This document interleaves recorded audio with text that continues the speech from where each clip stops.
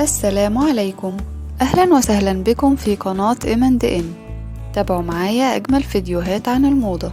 هدفي هو تقديم المساعدة لكل محجبة لاختيار الستايل الخاص بها لتتميز به عن غيرها. بنمر الفترة الحالية بما يسمى بموسم الأفراح، من أكتر الفترات اللي بيكون فيها حفلات زفاف وخطوبة. بتبدأ كل فتاة في البحث عن إطلالة جديدة بفساتين مميزة وأنيقة وسهلة التفصيل وكمان مواكبة للموضة. للسبب ده حبيت أعرض عليكي مجموعة جديدة ومميزة من الفساتين السواريه. اقتبسي منها أفكار تناسبك وتناسب ذوقك وشخصيتك. تابع معايا الفيديو للنهاية. زي ما بنشوف مع بعض مجموعة كبيرة من الفساتين السواريه المناسبة للمحجبات بأشكال مختلفة عشان تناسب كل الأجسام وكل الأذواق. بنلاحظ البساطة والتطريز الرقيق الغير ملفت، وده اللي بيخلي الموديلات أنيقة وجميلة.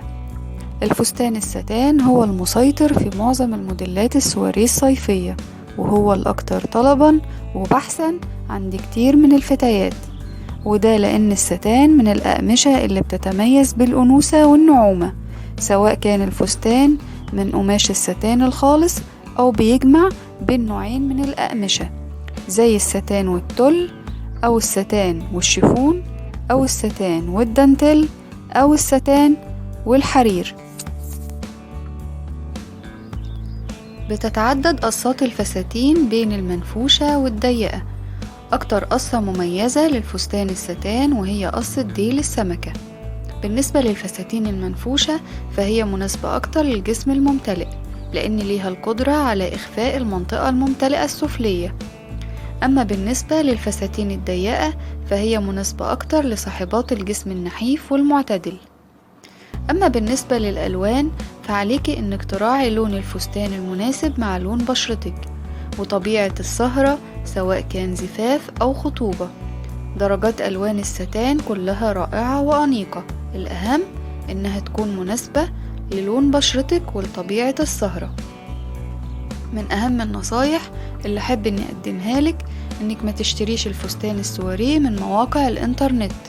اختاري فستانك بنفسك وقيسيه وشوفي المناسب ليكي وقرري.